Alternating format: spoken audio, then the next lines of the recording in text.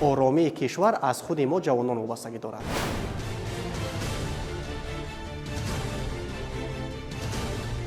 برای حمایت مردم این وطن باید کمر همت بندیم.